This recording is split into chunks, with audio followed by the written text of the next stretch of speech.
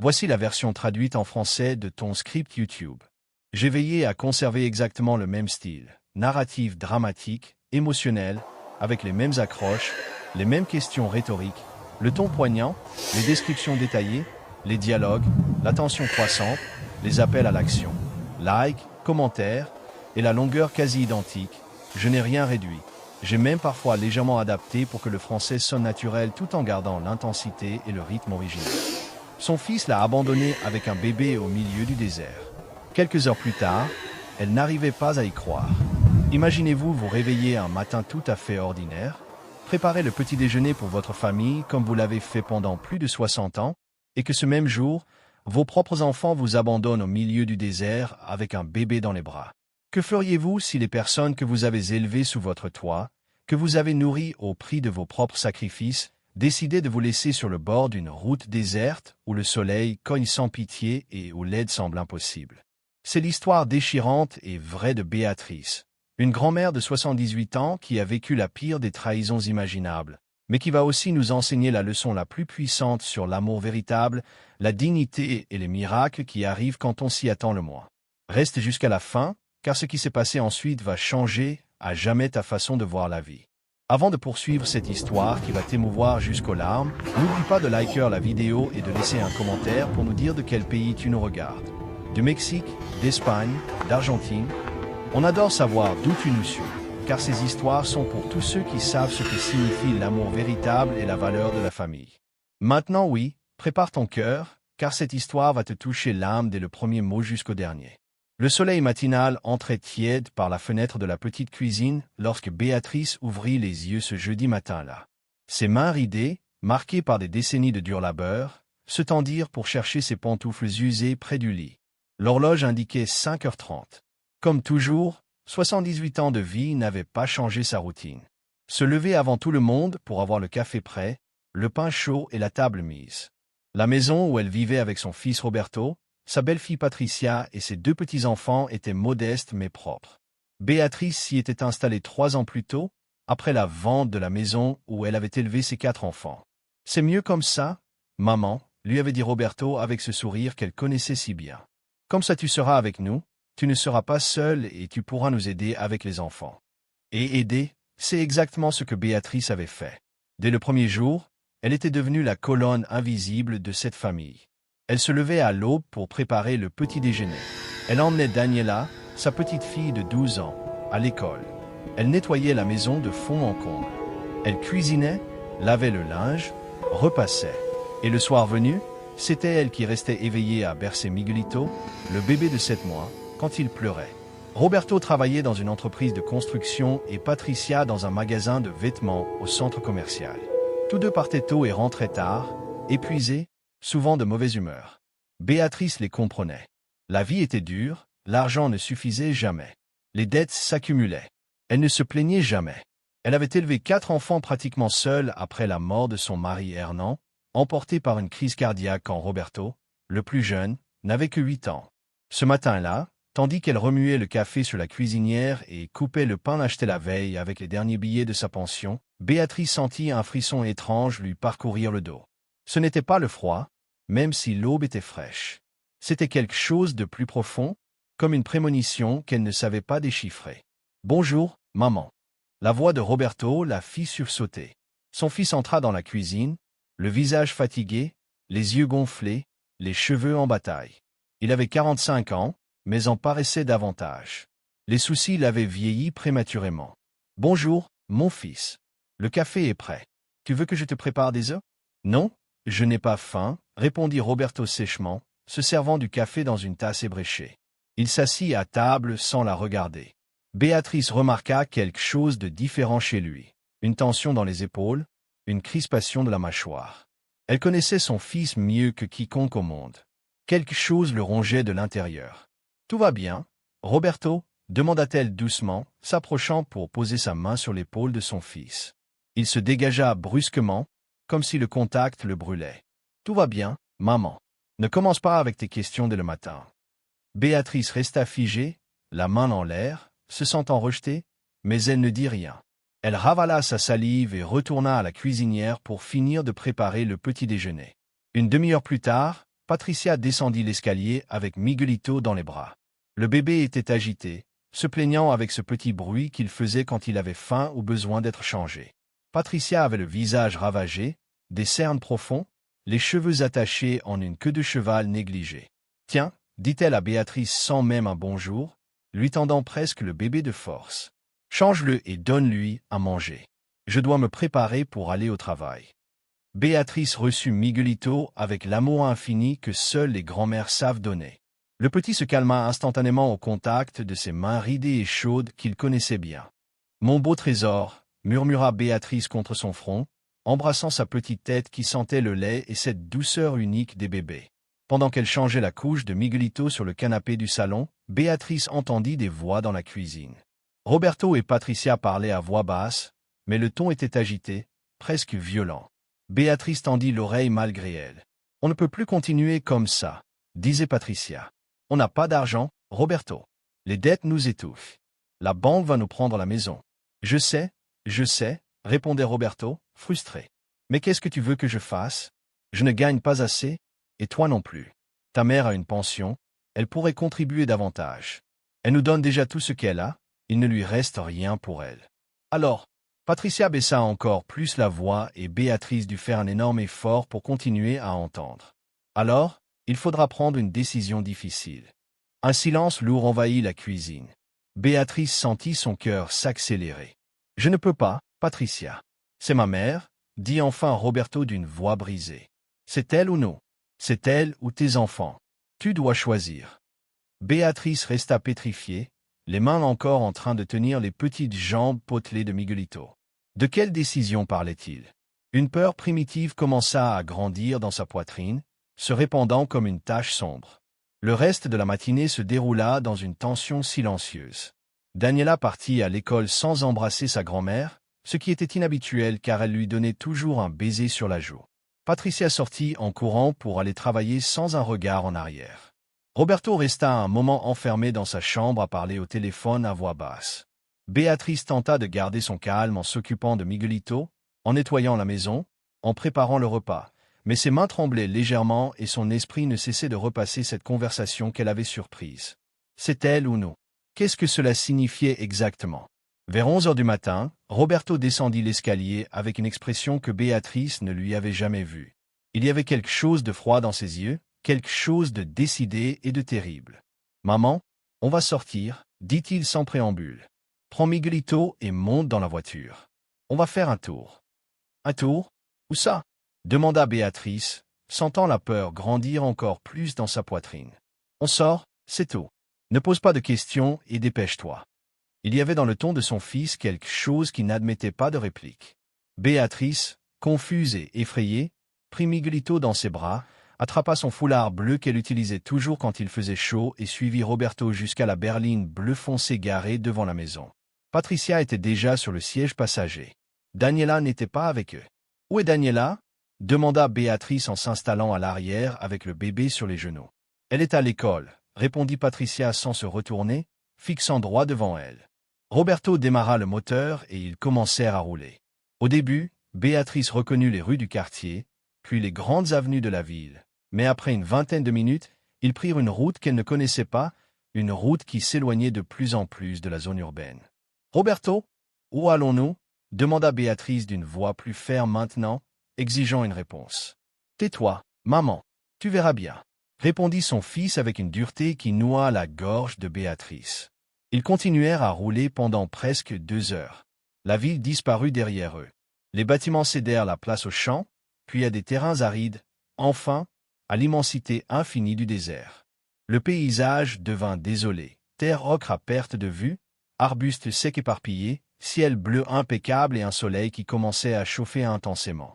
Miguelito, qui avait dormi la majeure partie du trajet, commença à s'agiter. Béatrice le berçait doucement, lui chantant tout bas une berceuse qu'elle avait chantée à tous ses enfants et petits-enfants, mais sa voix tremblait. Ses yeux ne quittaient pas la fenêtre, ce paysage de plus en plus inhospitalier, cette route solitaire où on ne voyait pas âme qui vive. « Roberto, s'il te plaît, dis-moi ce qui se passe, » supplia Béatrice quand elle ne put plus supporter l'angoisse. « Tu m'effraies. » Roberto ne répondit pas. Ses jointures étaient blanches à force de serrer le volant. Patricia continuait à regarder droit devant avec une expression dure, presque cruelle. Enfin, après ce qui sembla une éternité, Roberto ralentit. Il n'y avait rien en vue, seulement la route asphaltée craquelée, le sable doré du désert s'étendant à l'infini dans toutes les directions et le silence écrasant du néant. La voiture s'arrêta. Roberto coupa le moteur. Le silence qui suivit fut assourdissant. Béatrice. Commença Roberto, mais sa voix se brisa. Descends, dit-il sans la regarder, d'une voix monocorde, comme s'il lisait des instructions dans un manuel. Quoi? Béatrice n'arrivait pas à y croire. J'ai dit descends. Toi et l'enfant. Descendez de la voiture. Roberto, mon fils, je ne comprends pas. Descends, cria soudain Roberto en se retournant, avec une fureur qui fit sursauter Béatrice. Ses yeux étaient injectés de sang, son visage déformé par un mélange de rage et de désespoir. Je n'ai pas le temps pour ça. Descends maintenant. Les mains de Béatrice tremblaient violemment tandis qu'elle ouvrait la portière. Ses jambes la soutenaient à peine quand elle posa les pieds sur le sol brûlant du désert. Elle serrait Miguelito contre sa poitrine. Le bébé, maintenant complètement réveillé, commençait à geindre, sentant la tension dans l'air. « Roberto, s'il te plaît, ne fais pas ça », supplia Béatrice, les larmes commençant à couler sur ses joues ridées. « Je ne sais pas ce qui se passe, mais on peut en parler, s'il te plaît, mon fils. » Roberto descendit de la voiture et alla ouvrir le coffre. Il en sortit une vieille valise en cuir marron, usée et couverte de rayures. Il la jeta par terre près de Béatrice avec un bruit sourd. « Voilà tes vêtements, » dit-il d'une voix brisée. Maintenant, lui aussi avait les larmes aux yeux, mais il refusait de la regarder directement. « Et un peu de nourriture. C'est tout ce qu'on peut te donner. »« Quoi? Qu'est-ce que tu dis? Tu me laisses ici ?» La voix de Béatrice n'était plus qu'un murmure étouffé d'incrédulité et d'horreur. Patricia descendit alors de la voiture avec une expression dure comme de l'acier. « On ne peut plus continuer à t'entretenir, Béatrice. Je suis désolé, mais c'est la vérité. Tu nous ruines. On n'a pas d'argent pour toi, et maintenant avec l'enfant, c'est trop. On n'y arrive plus. » « Quoi? » Béatrice regardait sa belle-fille sans pouvoir assimiler ce qu'elle entendait. « L'enfant.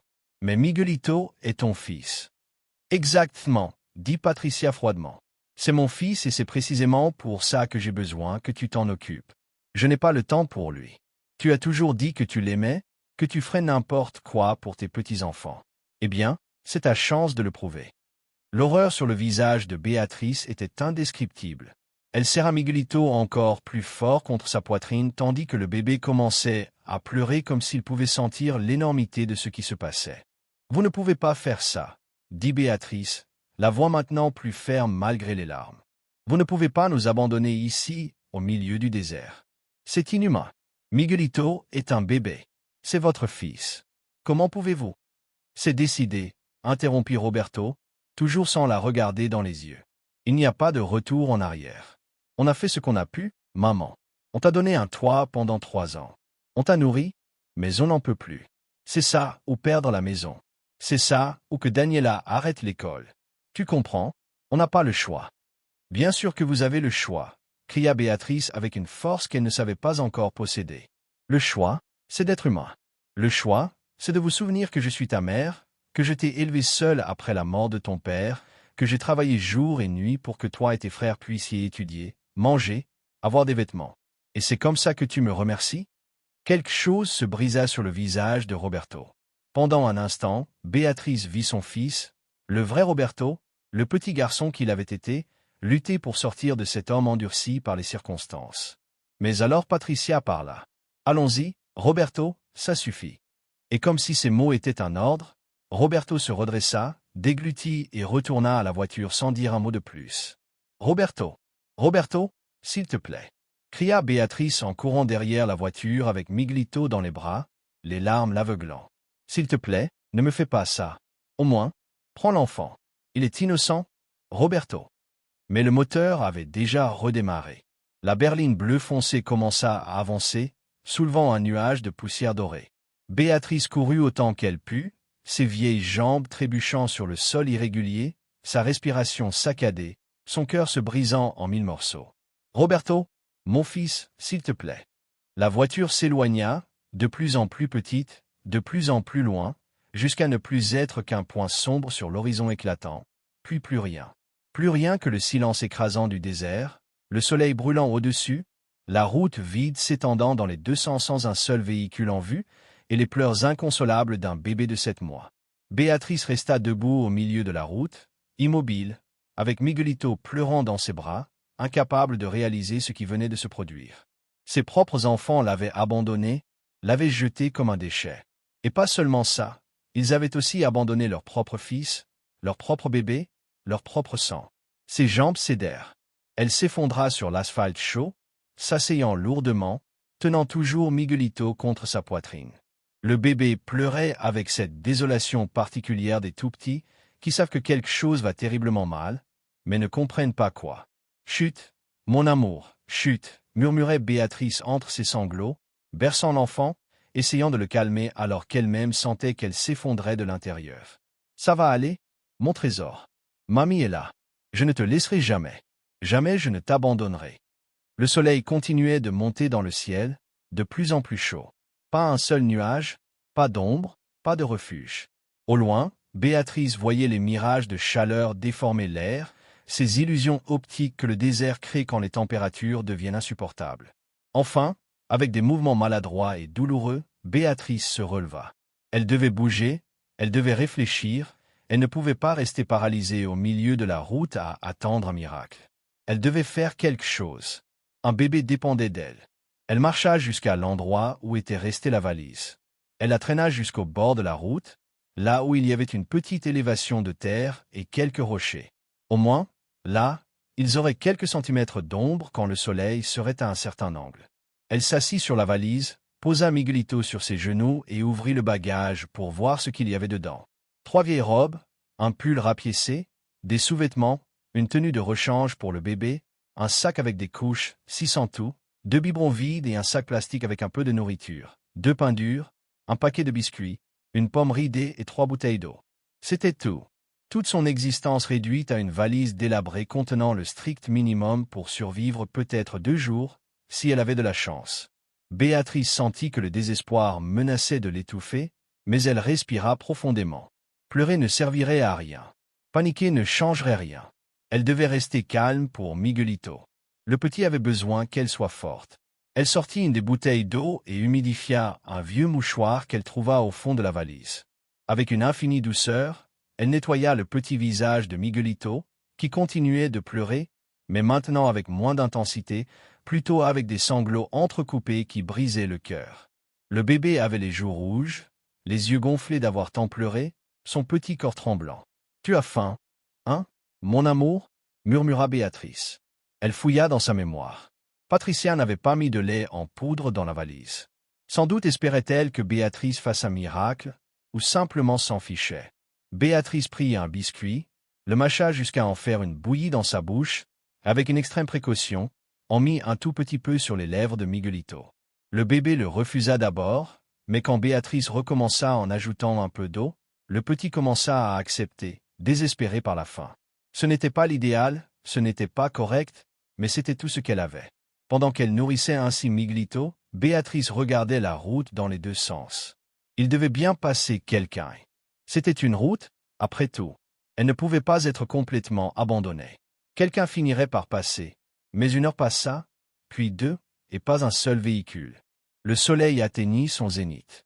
La chaleur était suffocante. Béatrice utilisa une de ses robes pour improviser une sorte d'auvent, se couvrant elle et Miguelito du soleil direct. Mais la chaleur ne venait pas seulement d'en haut.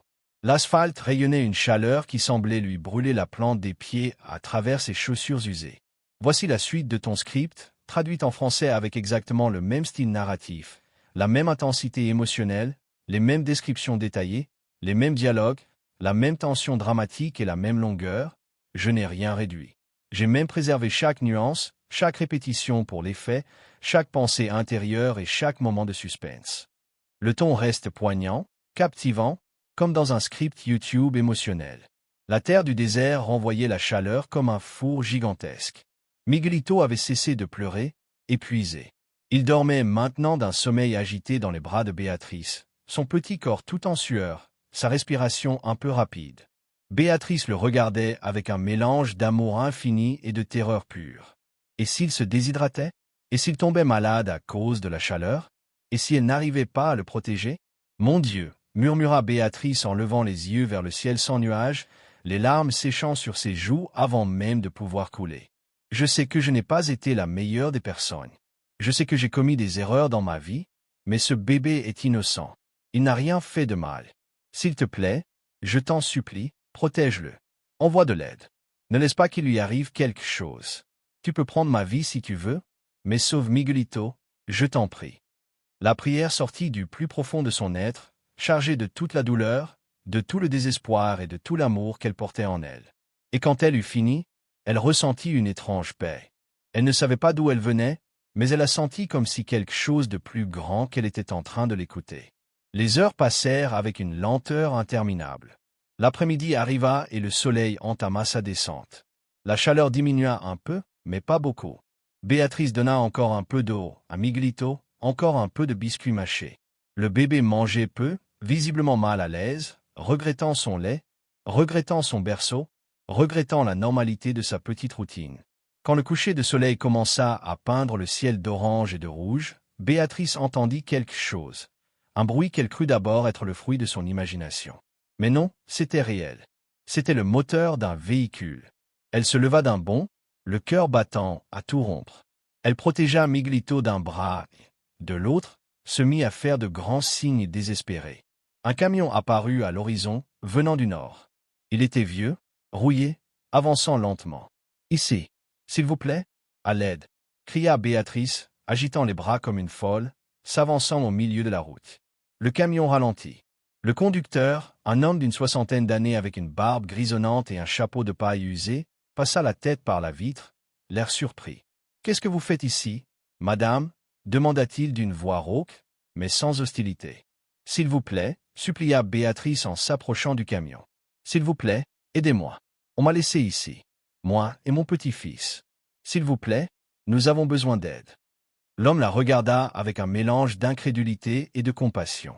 Il descendit de son vieux pick-up à la peinture écaillée et s'approcha d'elle. « Vous dites qu'on vous a laissé ici?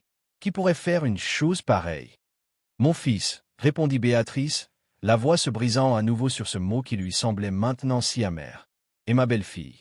Ils nous ont abandonnés. S'il vous plaît, nous avons besoin d'aller quelque part, n'importe où. Un village, une ville. » L'homme regarda Miguelito, qui avait recommencé à pleurer, et son visage se durcit d'indignation. « C'est criminel. Comment peut-on abandonner un bébé, bon sang? »« S'il vous plaît, » répéta Béatrice. Elle n'avait plus la force d'expliquer davantage. Elle avait seulement besoin que cet inconnu les aide. « Montez, » dit l'homme sans hésiter une seconde de plus. « Je vais à San Miguel del Desierto. C'est à environ 80 kilomètres d'ici. C'est un petit village, mais il y a une clinique médicale et un refuge. On peut y aller. » Les larmes de gratitude jaillirent des yeux de Béatrice. « Merci, merci. Que Dieu vous bénisse. Merci. » L'homme, qui se présenta sous le nom d'Esteban, les aida à monter dans le camion, posa la valise à l'arrière et redémarra le moteur.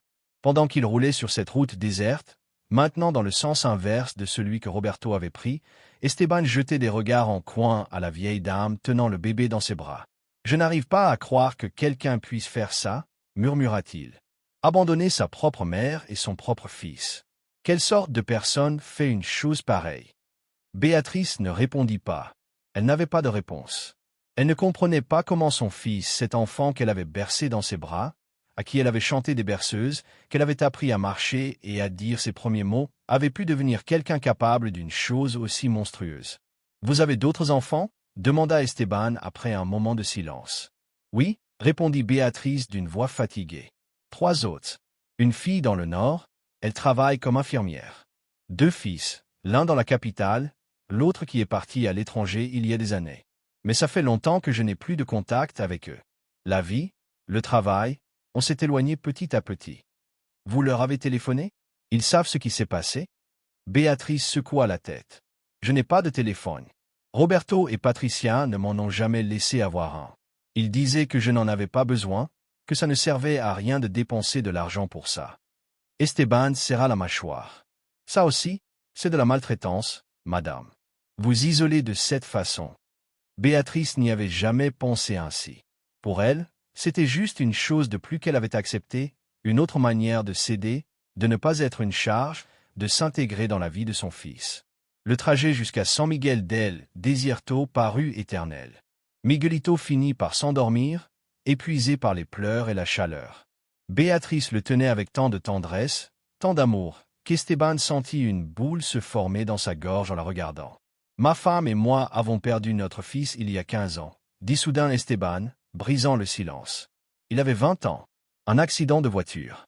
On ne s'en est jamais vraiment remis. Et voir ça, voir quelqu'un abandonner sa mère et son fils alors que nous donnerions n'importe quoi pour avoir notre garçon de retour. Sa voix se brisa et il dut déglutir pour continuer. La vie est injuste parfois, madame. Très injuste. Mais elle a aussi des moments de grâce. Je suis passé par cette route pile au moment où vous étiez là. Dans une demi-heure de plus, il aurait fait trop noir et je ne vous aurais pas vu. Ce n'est pas un hasard. Béatrice hocha la tête en serrant Miguelito un peu plus fort contre sa poitrine. « Dieu a entendu ma prière, murmura-t-elle. Je lui ai demandé de protéger mon petit-fils et il a envoyé de l'aide.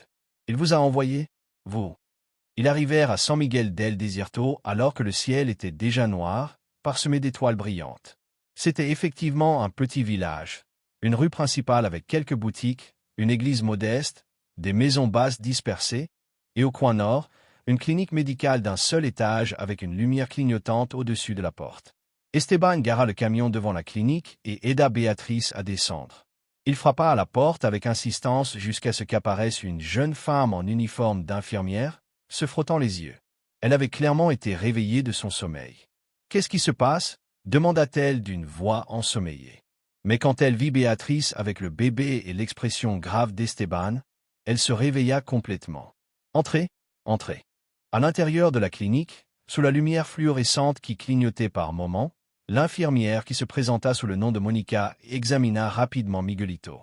Le bébé était déshydraté, mais pas gravement. Il avait un peu de fièvre à cause de la chaleur, mais rien qui ne puisse être traité avec des liquides et du repos. « Ça va aller, » dit Monica avec un sourire rassurant à Béatrice. « Le bébé va s'en sortir. Laissez-moi lui préparer du sérum pour l'hydrater et un peu de lait en poudre. Combien de temps êtes-vous resté dans le désert ?»« Depuis midi, » répondit Béatrice, sentant soudain tout l'épuisement de la journée s'abattre sur elle d'un coup. Maintenant que Miguelito était en sécurité, maintenant qu'il y avait de l'aide, son corps commençait à lâcher. Monica la regarda avec inquiétude. « Vous aussi, vous avez besoin de vous hydrater et de vous reposer. Esteban, tu peux appeler la mairesse? Elle doit être au courant de ça. » La mairesse de San Miguel del Desierto était une femme d'une 50aine d'années nommée Carmen, énergique et directe. Elle arriva à la clinique 20 minutes plus tard, enfilant encore sa veste. Quand Esteban lui raconta ce qui s'était passé, comment il avait trouvé Béatrice et le bébé abandonné au milieu de la route, son visage se transforma en un masque de fureur et d'indignation. « C'est un crime, » dit-elle d'une voix ferme. « Il faut le signaler aux autorités immédiatement. » Mais Béatrice secoua faiblement la tête. « Je ne veux pas causer de problème. Je veux seulement que Miguelito aille bien, madame. » La maison. On allait perdre la maison, mais les explications ne justifiaient pas l'acte. La loi était claire. Abandon de personnes vulnérables, maltraitance d'une personne âgée, abandon de mineurs. Les chefs d'accusation étaient graves. Carmen apporta les nouvelles à Béatrice une semaine après l'incident. Elles étaient assises dans le petit jardin du refuge, à l'ombre d'un vieux mesquite. Miguelito jouait sur une couverture par terre, gazouillant, heureux, inconscient de tout. « On a retrouvé votre fils » dit Carmen doucement. « Il a tout avoué. Le parquet veut poursuivre avec les poursuites, mais ils ont besoin de savoir si vous voulez porter plainte officiellement. » Béatrice regarda ses mains ridées, ses mains qui avaient tant travaillé, qui avaient cuisiné des milliers de repas, qui avaient lavé d'innombrables vêtements, qui avaient nettoyé, cousu, caressé, consolé. Des mains de mère, des mains qui tremblaient légèrement maintenant. « Qu'est-ce qui se passera si je porte plainte » demanda-t-elle d'une voix à peine audible. « Ils iront probablement en prison plusieurs années. » Béatrice ferma les yeux. L'image de Roberto enfant surgit dans son esprit. Il avait peut-être 5 ou 6 ans. Il était tombé de son vélo et s'était écorché les genoux. Il était accouru vers elle en pleurant. Elle l'avait consolé, nettoyé ses blessures, embrassé son front. « Tout va bien aller, mon amour, » lui avait-elle dit. « Maman est là. Je serai toujours là pour toi. » Quelle ironie! Elle avait toujours été là pour lui. Mais quand elle avait eu besoin de lui, il n'avait pas été là pour elle.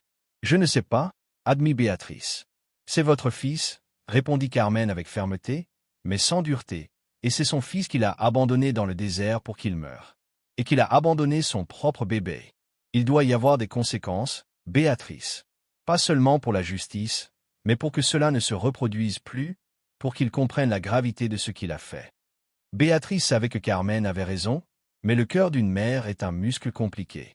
Il peut continuer à aimer, même quand il a été profondément blessé. Laissez-moi lui parler, dit-elle finalement. Avant de décider, je veux parler à Roberto face à face.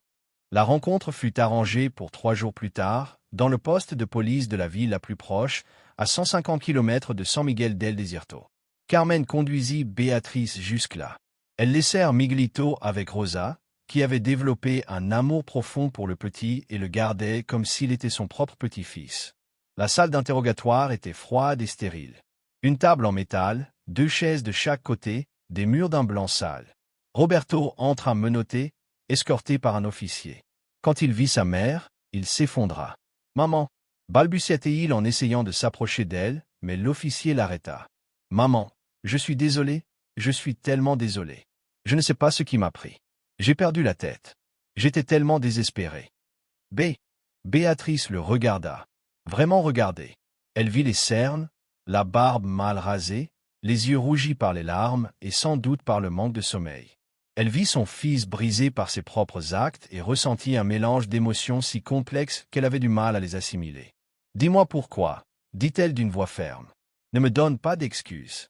Dis-moi vraiment pourquoi tu m'as fait ça. Pourquoi tu m'as abandonné?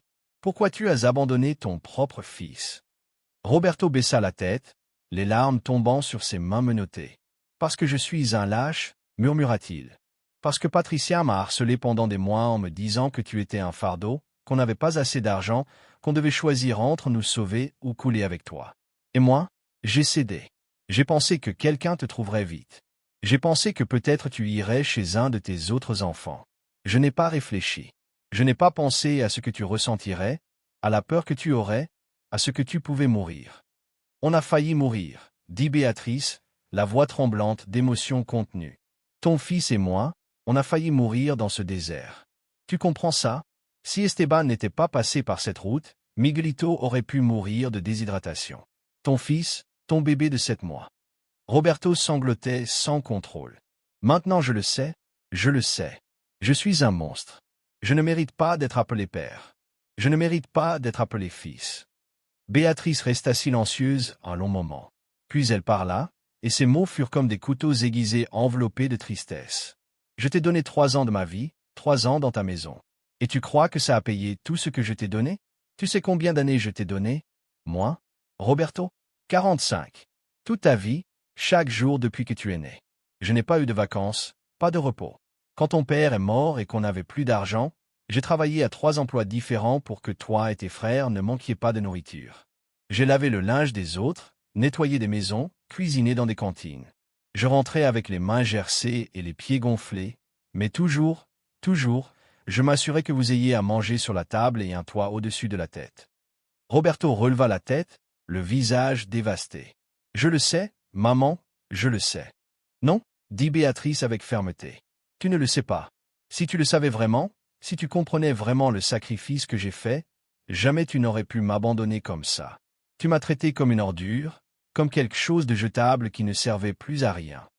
Je suis désolé, répétait Roberto encore et encore, comme un mantra brisé. Je suis désolé, je suis désolé, je suis désolé. Béatrice se leva. Tes excuses ne changent pas ce que tu as fait. Elles n'effacent pas la terreur que j'ai ressentie. Elles n'effacent pas les heures que j'ai passées sous le soleil brûlant à me demander si j'allais mourir là. Elles n'effacent pas le fait que tu as abandonné ton propre fils. Elle marcha vers la porte, mais avant de sortir, elle se retourna une dernière fois. Je vais porter plainte, Roberto. Pas parce que je te hais, mais parce que tu as besoin d'apprendre que les actes ont des conséquences, et parce que Miguelito mérite de savoir, quand il grandira, que sa grand-mère s'est battue pour lui, qu'elle n'a pas permis que ce qu'on lui a fait reste impuni. Maman, s'il te plaît. La voix de Roberto n'était plus qu'un gémissement plaintif. Je prierai pour toi, dit Béatrice, les larmes coulant enfin sur ses joues. Tous les jours, je prierai pour que tu trouves la rédemption, pour que tu comprennes vraiment ce que tu as fait et que tu deviennes un homme meilleur. Mais c'est quelque chose que tu devras faire seul, de l'intérieur. Moi, je ne peux plus te sauver de toi-même. Et elle sortit de la salle en fermant la porte derrière elle, refermant aussi un chapitre de sa vie. Les mois qui suivirent furent une transformation pour Béatrice. Elle porta plainte officiellement et Roberto et Patricia furent condamnés à 5 ans de prison pour abandon de personnes vulnérables et abandon de mineurs. Daniela fut envoyée vivre chez la sœur de Béatrice dans le Nord, où elle put continuer ses études dans un environnement plus stable. Et Miguelito resta avec Béatrice. Carmen et le conseil municipal de San Miguel del Desierto firent quelque chose d'extraordinaire. Touchés par l'histoire de Béatrice et par son amour incroyable pour son petit-fils, ils décidèrent de lui offrir une maison. Elle était petite, seulement 2 pièces, mais elle était à elle. De plus, ils la mirent en relation avec les services sociaux qui lui apportèrent un complément à sa pension pour couvrir les besoins du bébé. « Personne ne mérite ce qui vous est arrivé », lui dit Carmen quand on lui remit les clés de la petite maison. Mais San Miguel est un village qui prend soin des siens, et maintenant vous faites partie des nôtres. Béatrice transforma cette maison en foyer. Rosa et Hernando devinrent des grands-parents adoptifs pour Miguelito, leur rendant visite tous les jours, aidant quand Béatrice avait besoin d'un répit. Monica, l'infirmière, devint une amie proche et suivait gratuitement la santé de Miguelito, s'assurant que le bébé grandit sain et fort. Et Esteban, l'homme qui avait trouvé Béatrice sur la route, devint une présence constante dans leur vie. Lui et sa femme Marina venaient souvent, apportant de la nourriture, des vêtements pour le bébé, des jouets. Dieu nous a pris notre fils, disait Esteban les yeux brillants, mais il nous a donné l'occasion d'être des grands-parents de substitution pour Miguelito. Béatrice commença à guérir lentement, douloureusement, mais elle guérit. Tout le village l'avait adoptée. Quand elle marchait dans la rue avec Miguelito dans sa poussette, les gens la saluaient avec une affection sincère. Les commerçants lui faisaient des réductions, les voisins lui offraient des vêtements que leurs enfants ne portaient plus. Le curé de l'église lui proposa de baptiser Miguelito gratuitement. « Ce village m'a sauvé la vie », disait Béatrice à Rosa en prenant le café dans la petite cuisine de sa maison. Pas seulement physiquement quand Esteban m'a trouvé, il m'a sauvé émotionnellement aussi. Il m'a redonné foi en l'humanité. Rosa souriait, ses yeux ridés brillants de tendresse. « Et toi aussi, tu as beaucoup donné à ce village, Béatrice. Tu nous as rappelé ce qui est important, la famille, la compassion, l'entraide. » Miguelito grandissait heureux. À 9 mois, il rampait déjà partout dans la maison. À 11 mois, il prononça son premier mot et, bien sûr, ce fut « abus ». Béatrice pleura de joie quand elle l'entendit. À son premier anniversaire, quand ils organisèrent une petite fête dans le jardin de la maison avec tous les voisins invités, l'enfant fit ses premiers pas chancelant directement vers les bras de Béatrice. « Regarde comme il est grand », disait Esteban avec fierté, comme s'il était vraiment son grand-père. « Il va devenir un garçon fort et bon. Avec une grand-mère comme toi, il ne peut pas en être autrement. » Mais tout n'était pas facile. Il y avait des nuits où Béatrice se réveillait en sursaut, revivant ce moment terrible où la berline bleue s'éloignait, la laissant au milieu du désert. Il y avait des moments où elle regardait Miguelito dormir et se demandait ce qu'elle lui dirait quand il grandirait et poserait des questions sur ses parents. Un jour, quand Miguelito avait presque 2 ans, une lettre arriva. Elle venait de Roberto. Béatrice la regarda plusieurs minutes avant d'oser l'ouvrir. Ses mains tremblaient. « Chère maman », commençait la lettre d'une écriture tremblante que Béatrice reconnut immédiatement comme celle de son fils. « Je sais que je n'ai pas le droit de t'écrire. Je sais que je ne mérite pas ton pardon, mais cela fait 2 ans que je suis en prison et chaque jour je pense à ce que je t'ai fait.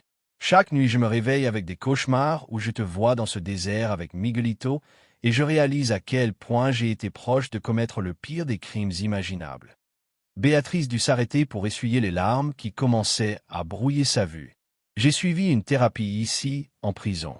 Le psychologue m'a aidé à comprendre que ce que j'ai fait n'était pas seulement un moment de désespoir. C'était le résultat d'années à laisser la peur et la pression me transformer en quelqu'un que je ne reconnais pas, quelqu'un capable de trahir sa propre mère et d'abandonner son fils. Patricia et moi avons divorcé. Elle continue de ne rien voir de mal dans ce qu'on a fait. Elle dit qu'on essayait juste de survivre, mais moi je le vois. Je vois à quel point c'était monstrueux et je comprends que tu ne me pardonneras probablement jamais.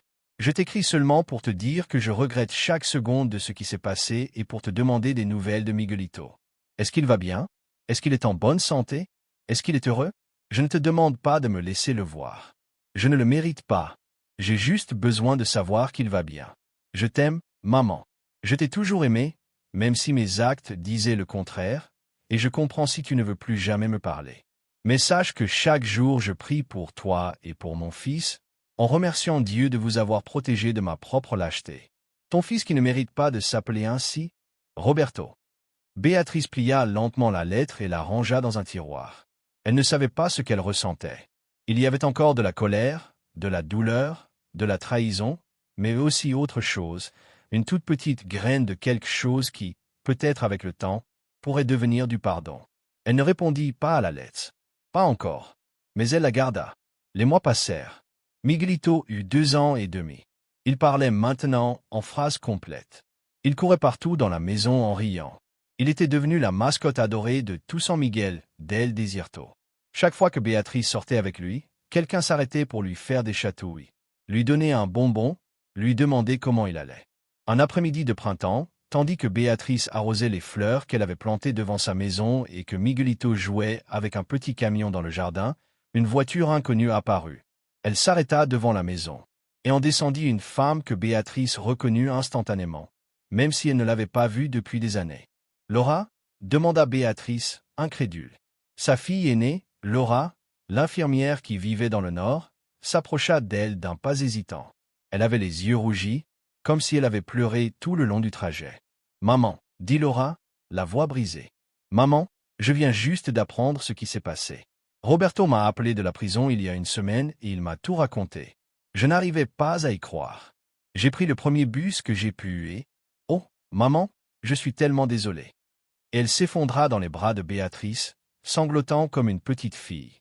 Béatrice la serra contre elle, surprise mais profondément touchée.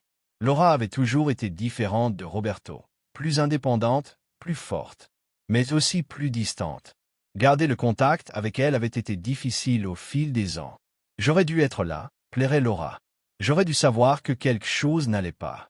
J'aurais dû appeler plus souvent, venir plus souvent. Mais j'étais tellement occupé avec mon travail, avec ma vie, que j'ai oublié ce qui était le plus important. Toi. Chut, ma fille, ça va, consolait Béatrice en caressant les cheveux de sa fille, exactement comme elle le faisait quand elle était petite. Non, ça ne va pas, protesta Laura en s'écartant pour regarder sa mère dans les yeux. Ce que Roberto t'a fait est impardonnable et moi aussi je suis coupable de ne pas avoir été présente, de t'avoir laissé seule avec lui.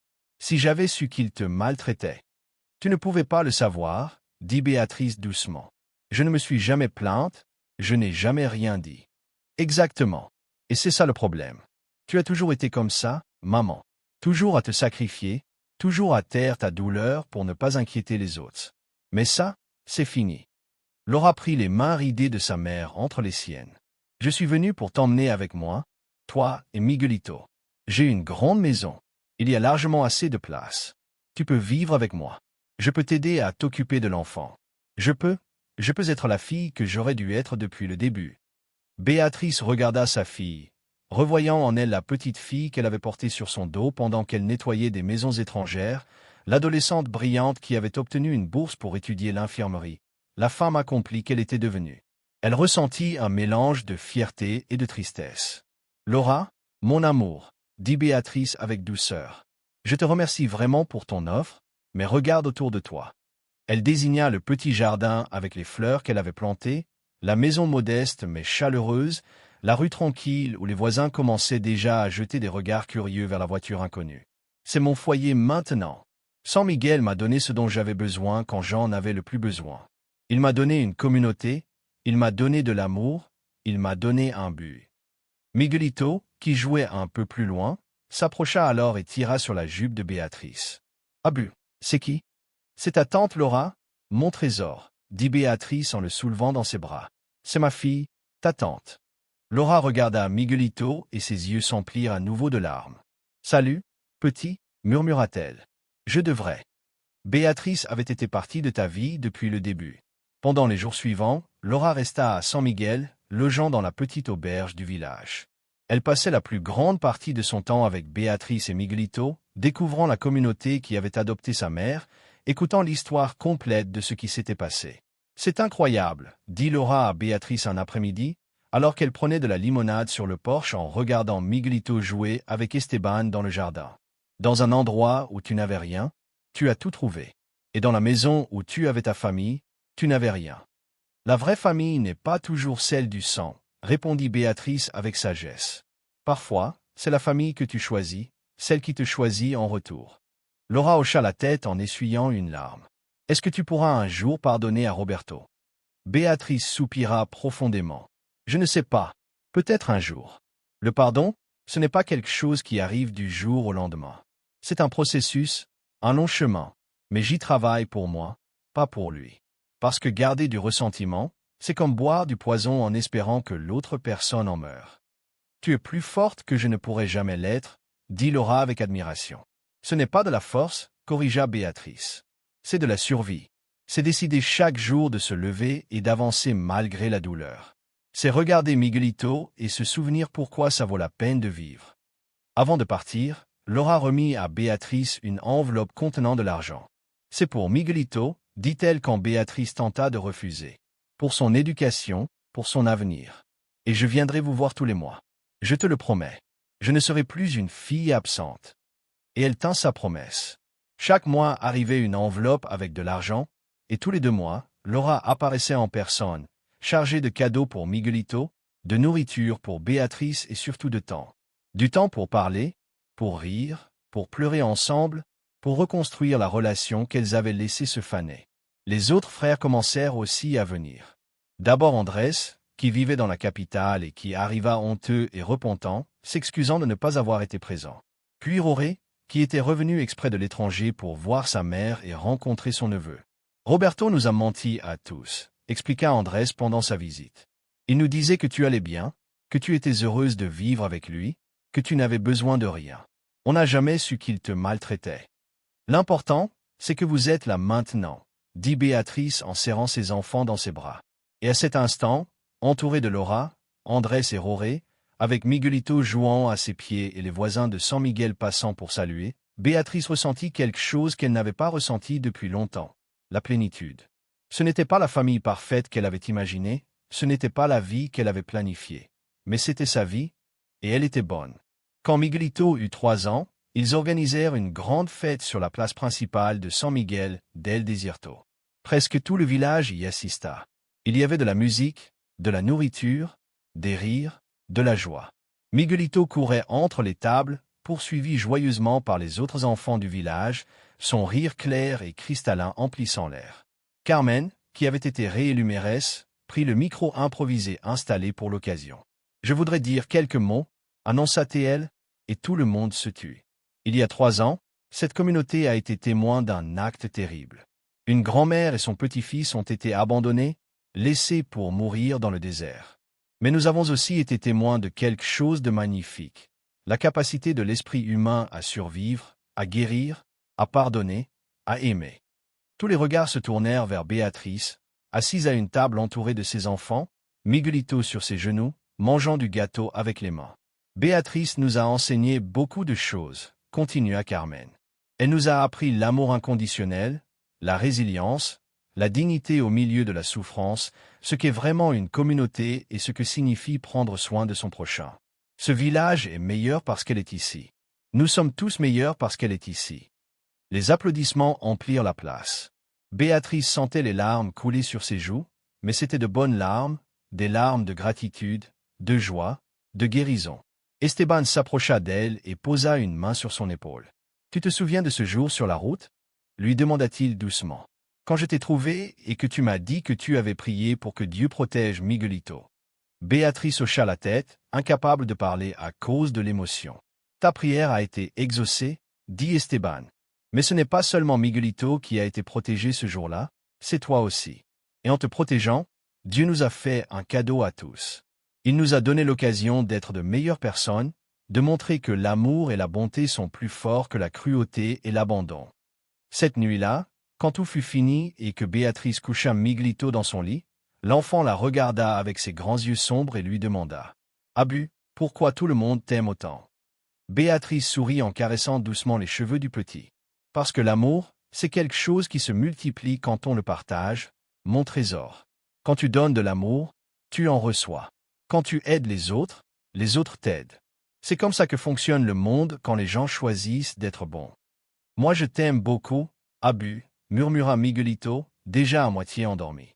Et moi je t'aime plus que les mots ne peuvent le dire, mon amour, répondit Béatrice en embrassant son front.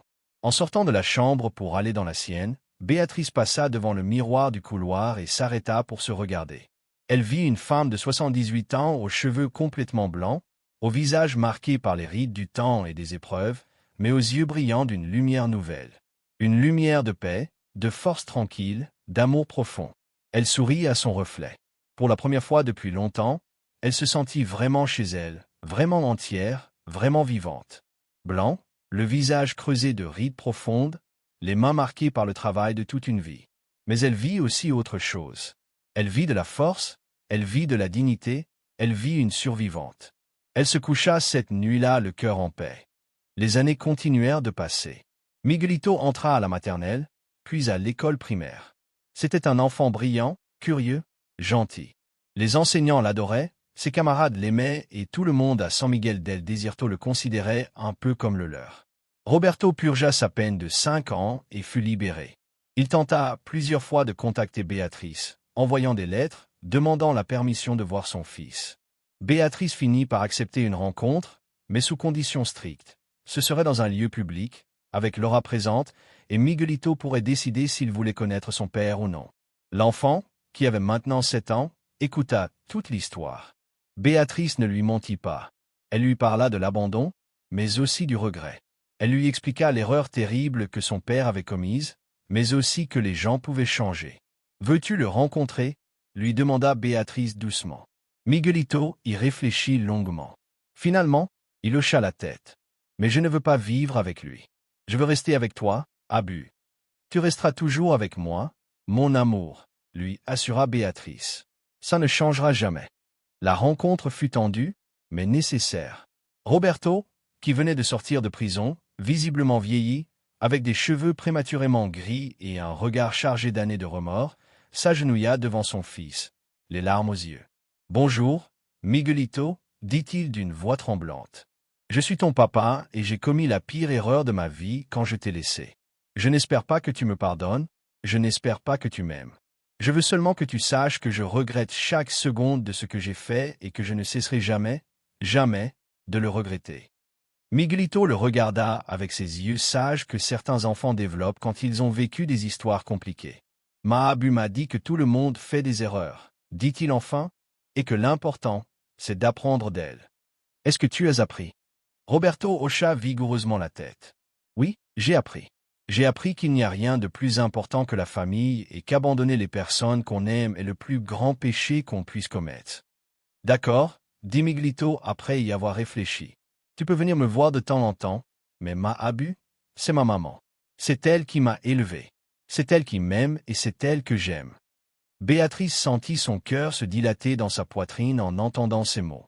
Toute la douleur, toute la souffrance, toute la trahison avaient valu la peine, car elles avaient mené à cet instant, à cet enfant incroyable qui choisissait l'amour plutôt que le ressentiment. Roberto commença à venir de temps en temps. Au début, c'était maladroit, forcé, mais avec le temps, il commença à construire une relation avec Miguelito. Ce n'était pas une relation père-fils traditionnelle, c'était quelque chose de plus compliqué, construit sur des bases fragiles qui demandaient un soin constant. Mais c'était quelque chose. Et Béatrice, avec sa sagesse acquise à travers la souffrance, comprit que cela suffisait. Ce n'était pas parfait, mais c'était réel. Un après-midi, 5 ans après l'abandon, Béatrice était assise sur son porche avec Rosa, en train de prendre le thé, regardant Miguelito jouer au foot dans la rue avec d'autres enfants du quartier. Le soleil de l'après-midi peignait tout en doré et une brise légère apportait le parfum des fleurs du jardin. « Es-tu heureuse ?» demanda soudain Rosa. Béatrice réfléchit à la question. Elle pensa à tout ce qu'elle avait perdu, l'illusion d'une famille parfaite, la sécurité d'avoir un fils qui prendrait soin d'elle dans sa vieillesse, la naïveté de penser que l'amour d'une mère serait toujours réciproque. Mais elle pensa aussi à tout ce qu'elle avait gagné, Une communauté qui se souciait vraiment d'elle, l'opportunité d'élever Miguelito avec un amour véritable, des enfants qui étaient revenus repentants et engagés. Une vie simple, mais pleine de sens. Oui, répondit-elle enfin avec un sourire sincère sur son visage ridé. Je suis heureuse. Pas de la manière dont je l'espérais, mais je suis heureuse. Et c'était vrai. Dans ce petit village du désert, dans cette petite maison modeste, avec cet enfant qui n'était pas son fils mais qu'elle aimait comme s'il l'était, Béatrice avait trouvé quelque chose de précieux. Elle avait trouvé la paix. Les années continuèrent leur cours. Miguelito grandit, devenant un jeune homme responsable et compatissant. Il obtenait d'excellentes notes à l'école et tout le monde disait qu'il avait le cœur le plus grand du village. Il avait grandi en voyant l'exemple de Béatrice, comment elle traitait tout le monde avec bonté malgré ce qu'on lui avait fait, et il avait absorbé ses leçons comme une éponge. Quand Miguelito eut 15 ans, il décida de faire quelque chose de spécial pour sa grand-mère. Avec l'aide de Laura, Andrés, Roré et pratiquement tout San Miguel del Desierto, il organisa une immense célébration, non seulement pour son anniversaire, mais pour honorer Béatrice. « Ma grand-mère m'a sauvé la vie », dit Miguelito devant une foule rassemblée sur la place principale. Sa voix oscillait encore entre l'enfance et l'adolescence. « Quand mes parents m'ont abandonné, elle aurait pu me laisser. Elle aurait pu chercher quelqu'un d'autre pour s'occuper de moi, mais elle ne l'a pas fait. Malgré son âge, malgré la peur, malgré qu'elle n'avait rien, elle m'a choisi. Et chaque jour depuis, elle m'a montré ce que signifie l'amour véritable. » Béatrice pleurait sans essayer de cacher ses larmes. Son petit-fils, ce bébé qu'elle avait tenu dans le désert sous le soleil implacable, était maintenant presque un homme et était devenu quelqu'un de merveilleux. « Je veux que tout le monde sache, » continua Miguelito, « que quand je serai grand, quand j'aurai ma propre famille, je leur enseignerai ce que ma grand-mère m'a enseigné, que l'amour ne se rend pas, que la bonté est plus forte que la cruauté et qu'on n'abandonne jamais les personnes qui dépendent de nous. » Les applaudissements retentirent dans toute la place. Miguelito marcha vers Béatrice et la serra fort dans ses bras. « Merci, Abu, murmura-t-il à son oreille. Pour tout. » À cet instant, Béatrice sut que tout avait valu la peine. Chaque larme, chaque moment de douleur, chaque nuit d'incertitude, car elle avait aidé à créer cet être humain incroyable. Elle ne l'avait pas seulement sauvé de mourir dans le désert ce jour terrible, elle l'avait sauvé de grandir sans amour, sans guidance, sans exemple de ce qui compte vraiment dans la vie. Les derniers invités partirent tard dans la nuit. Béatrice et Miguelito restèrent seuls sur le porche de leur maison, regardant les étoiles qui brillaient intensément dans le ciel sombre du désert. « Abu, » dit Miguelito après un long silence. « Est-ce que tu as déjà pensé à abandonner? Ce jour-là dans le désert, quand on nous a laissés là, est-ce que tu as pensé à te laisser mourir ?»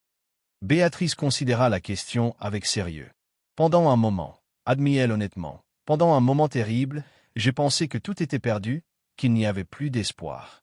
Mais ensuite je t'ai regardé, j'ai vu ton petit visage, j'ai senti ton poids dans mes bras et j'ai su que je ne pouvais pas abandonner parce que tu avais besoin de moi. Et parfois, quand on a besoin d'une raison pour continuer, on la trouve dans les personnes qui dépendent de nous. Et si je n'avais pas été là, réfléchit Miguelito profondément, si on t'avait seulement abandonné toi. » Béatrice réfléchit longuement à cette question. « Honnêtement, je ne sais pas. Peut-être que j'aurais abandonné, peut-être pas. Mais tu étais là, et c'est ça la différence. Tu m'as sauvé autant que je t'ai sauvé. » Miguelito sourit et posa sa tête sur l'épaule de sa grand-mère. « Alors on s'est sauvés mutuellement. »« Oui, » dit Béatrice en embrassant son front. « C'est ce qu'on a fait. » Plusieurs années passèrent. Béatrice atteignit 85 ans. Sa santé commença à décliner lentement, comme c'est naturel à cet âge, mais elle ne perdit jamais sa clarté mentale ni son esprit. Miguelito, maintenant un jeune homme de 20 ans étudiant pour devenir travailleur social à l'université, venait la voir chaque week-end sans faute. « Je veux aider des personnes comme toi, Abu », lui avait-il dit quand il avait choisi sa carrière. « Des personnes âgées qui sont maltraitées ou abandonnées.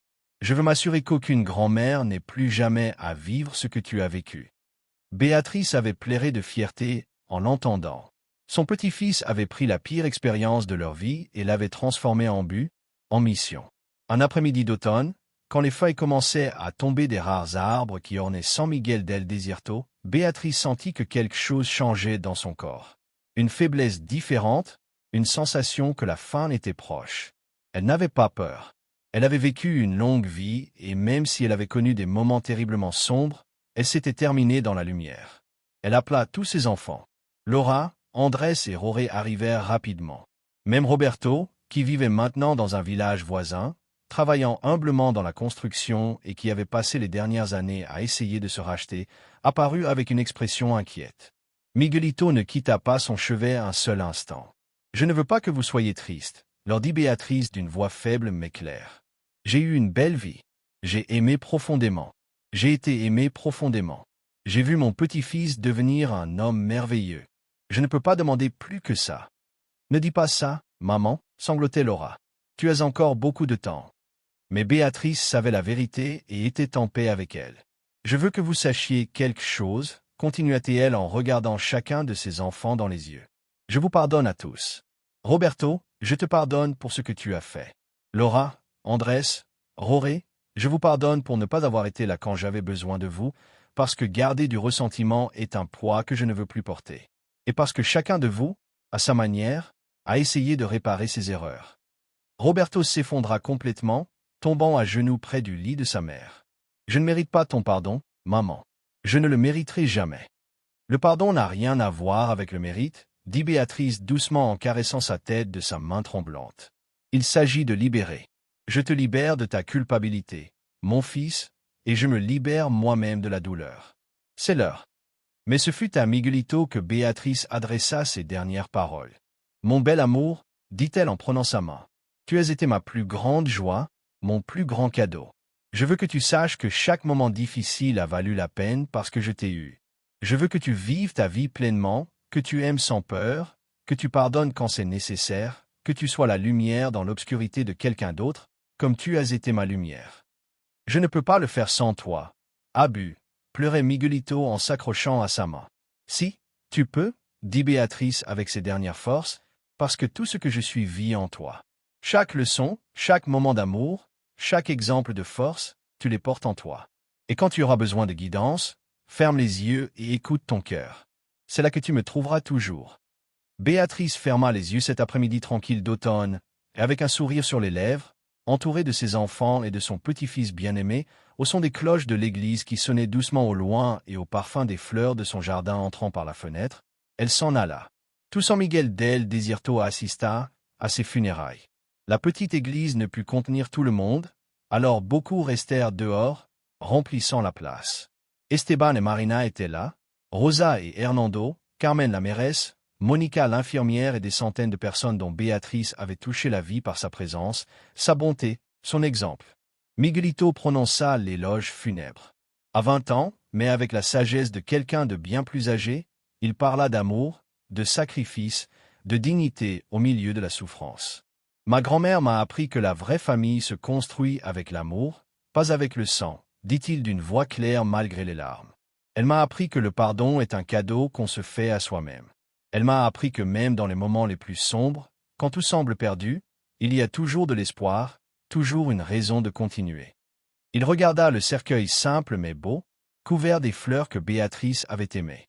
Elle a été abandonnée dans le désert pour mourir, mais au lieu de mourir, elle a fleuri. Elle a transformé l'endroit le plus inhospitalier en foyer. Elle a transformé la trahison la plus profonde en leçon d'amour et nous a démontré à tous que la vraie force n'est pas de ne jamais tomber, mais de se relever chaque fois qu'on tombe. Je t'aime, Abu, conclut-il, sa voix se brisant enfin.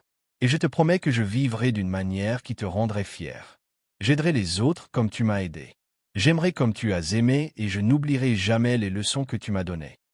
Ils enterrèrent Béatrice dans le cimetière de San Miguel del Desierto, sous un vieux mesquite qui donnait de l'ombre. Sur sa tombe, ils posèrent une plaque qui disait « Béatrice Martinez, grand-mère, héroïne, exemple d'amour inconditionnel. Elle nous a appris que la famille se choisit avec le cœur. » Les jours après les funérailles furent difficiles pour Miguelito. La maison semblait vide sans sa grand-mère, mais il n'était pas seul. Laura resta avec lui pendant des semaines. Rosa et Hernando venaient tous les jours. Esteban et Marina l'invitaient à manger.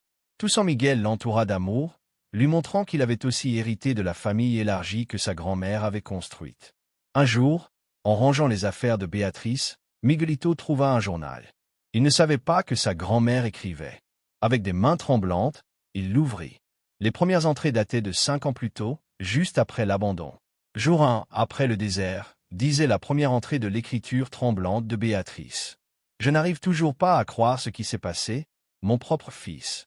Mais je regarde Miguelito dormir paisiblement et je sais que je dois être forte, pas pour moi, mais pour lui. Je trouverai un moyen. Je trouve toujours un moyen. Miguelito lut chaque entrée. C'étaient des pages et des pages de réflexion profonde sur la douleur, le pardon, l'amour, la vie. Sa grand-mère avait traité tout son traumatisme dans ces pages. Elle avait lutté avec ses émotions. Elle avait cherché du sens dans la souffrance. Une entrée en particulier lui toucha le cœur. Elle datait d'à peine 6 mois avant sa mort. Aujourd'hui, Miguelito m'a demandé si je regrettais parfois de l'avoir élevé. Je crois qu'il voulait s'assurer que je ne le voyais pas comme un fardeau. Je lui ai dit la vérité. Il est la raison pour laquelle je suis encore en vie, que chaque ride sur mon visage raconte une histoire et que les plus profondes, les plus belles, sont celles qu'il m'a données.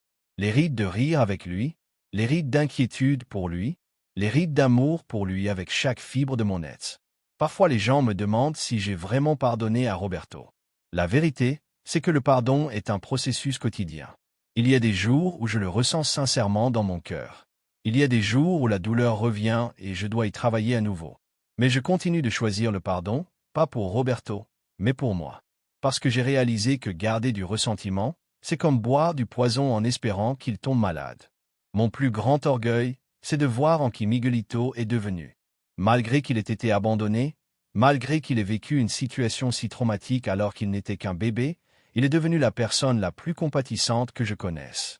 Ça me dit que ce que j'ai fait, la façon dont je l'ai élevé, a fonctionné. L'amour a vaincu. L'amour gagne toujours. Miguelito referma le journal, les larmes roulant sur ses joues.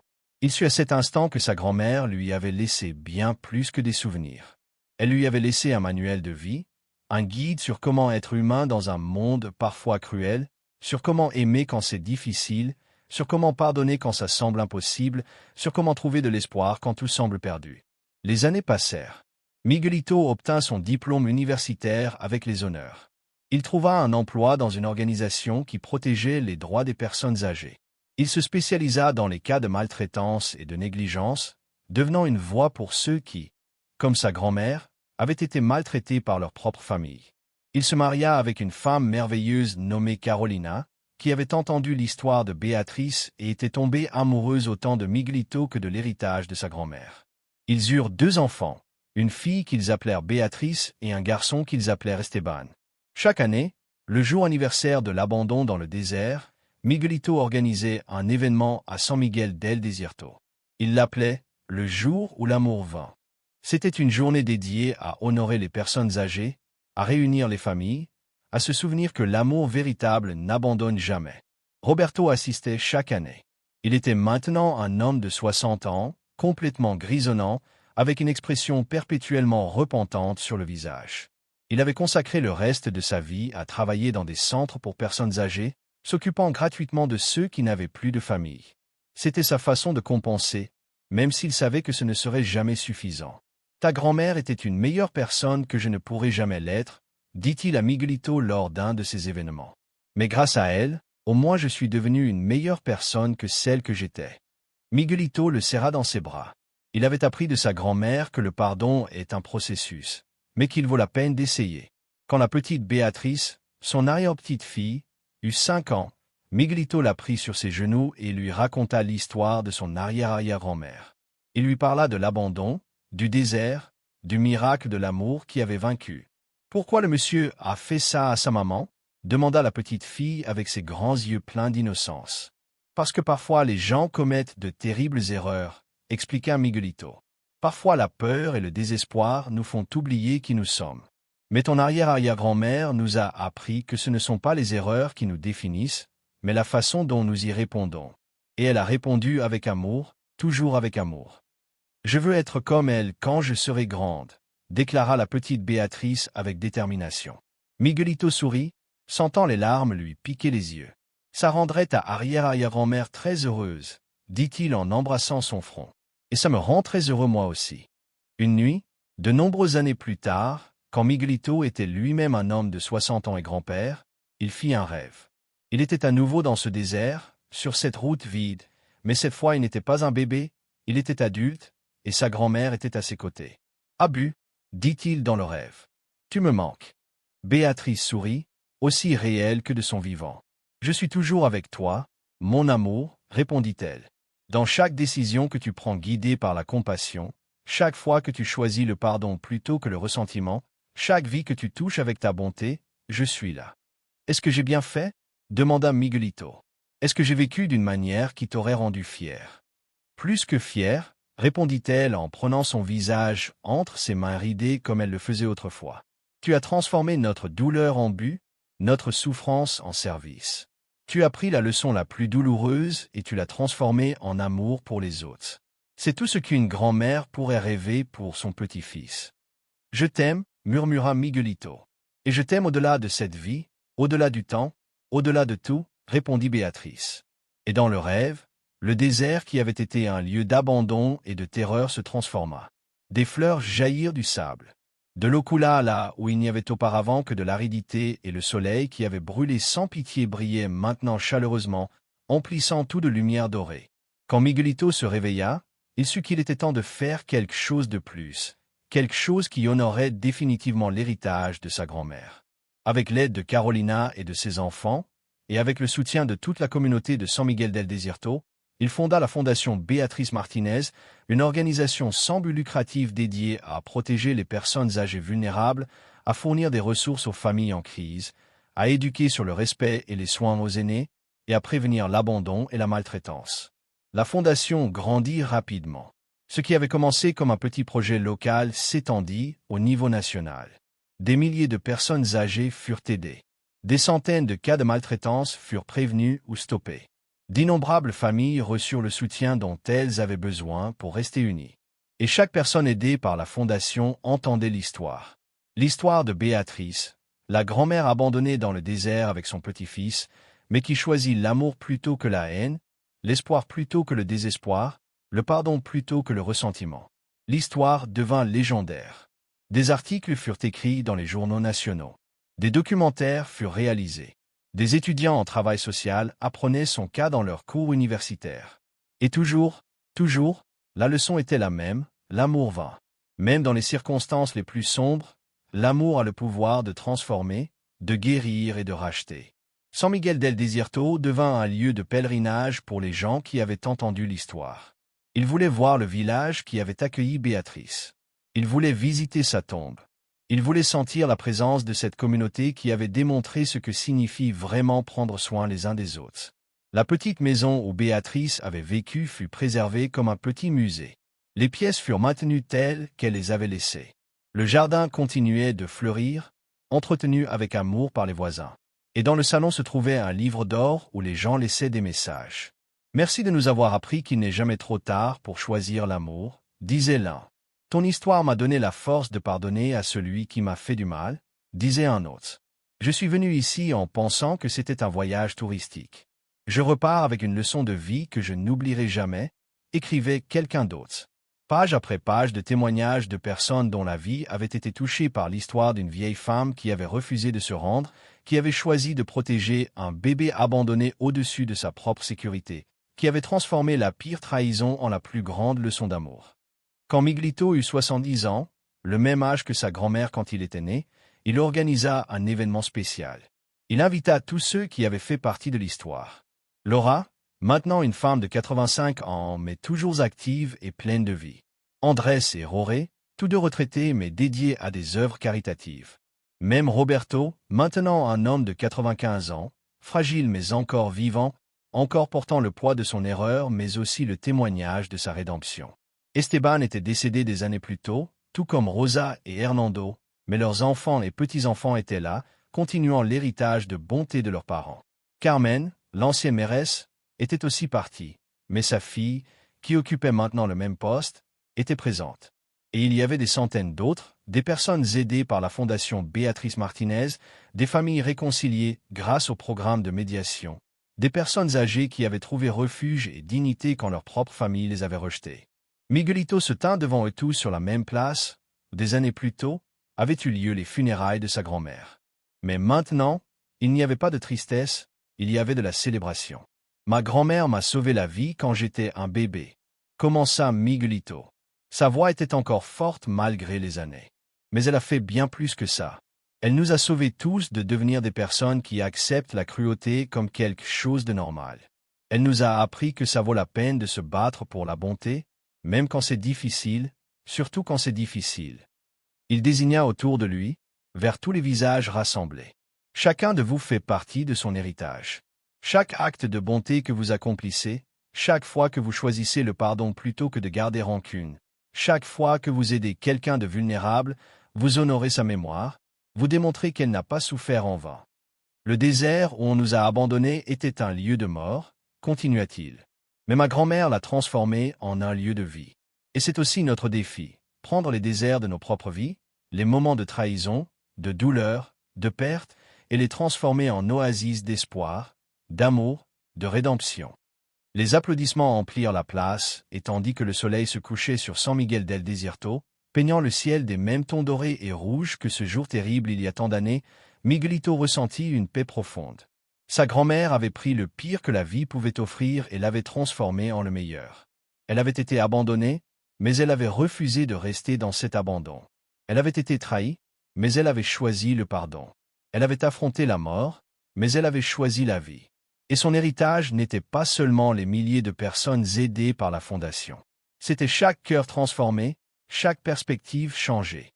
Chaque personne qui, en entendant son histoire, décidait d'être un peu plus gentille, un peu plus compatissante, un peu plus humaine. Cette nuit-là, de retour chez lui, Miguelito ouvrit le journal de sa grand-mère pour la dernière fois. Il alla à la dernière entrée, écrite seulement quelques jours avant sa mort. « Si quelqu'un lit ceci après mon départ, disait l'entrée d'une écriture tremblante, je veux que vous sachiez ceci. La vie m'a donné des coups durs, elle m'a pris mon mari, elle m'a pris l'illusion d'une famille parfaite, elle m'a mise dans des situations où la plupart auraient abandonné. Mais elle m'a aussi donné des cadeaux inimaginables. Elle m'a donné l'opportunité d'élever Miguelito.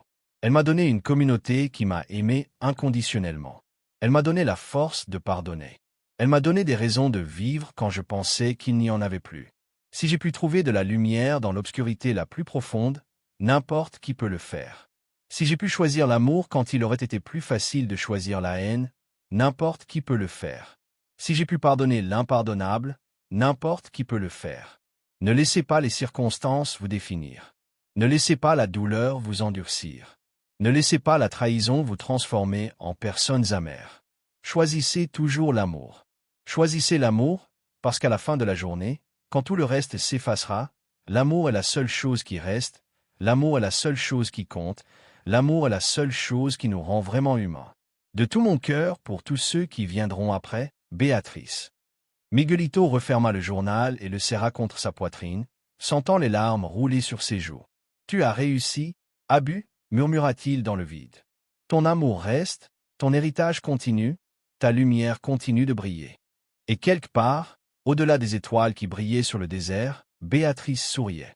Et ainsi se termine l'histoire de Béatrice, une femme extraordinaire qui nous a enseigné que la vraie famille se construit avec l'amour, que le pardon est un cadeau qu'on se fait à soi-même, et que même dans les moments les plus sombres, quand tout semble perdu, il y a toujours de l'espoir.